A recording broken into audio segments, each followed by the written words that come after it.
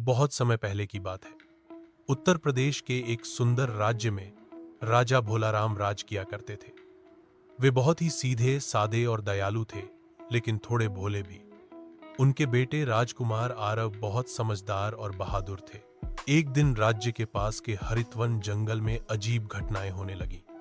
जानवर गायब हो रहे थे, पक्षी गाना बंद कर चुके थे और जंगल से अजीब सी रोशनी रातों को निकलती थी।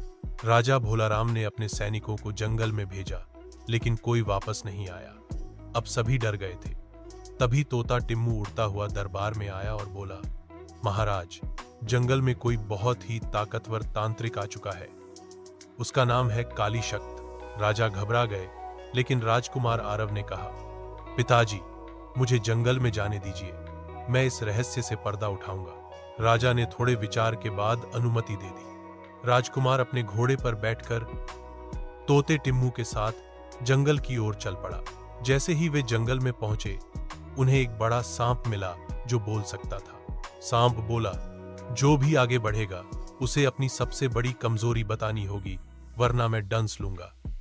आरव ने कहा, मेरी सबसे बड़ी कमजोरी यह है कि मैं दूसरों की चिंता में खुद को भूल जाता हूं। सांप मुस्कुराया और बोला, तू सच्चा है, जा आगे बढ़।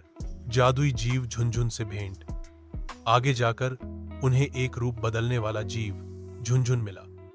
वह डरावनी शेरनी का रूप लेकर आया, लेकिन टिम्मू ने उसकी असलियत भांप ली। झुनझुन असली रूप में आया और बोला, मैं इस जंगल का रक्षक हूं, लेकिन काली शक्त ने मुझे बंधक बना लिया था।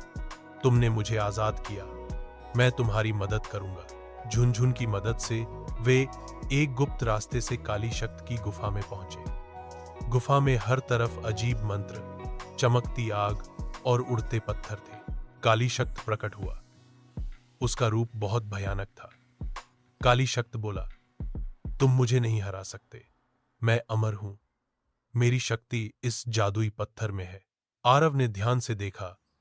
पत्थर तंत्र से जकड़ा हुआ था। झुनझुन ने बताया कि पत्थर को तोड़ने के लिए सच्चे दिल की शक्ति चाहिए। आरव ने अपनी तलवार नीचे रख दी और बोला, मैं नफरत से नहीं, प्यार से लड़ता हूं। अगर मेरी भावना सच्ची है तो पत्थर खुद टूट जाएगा।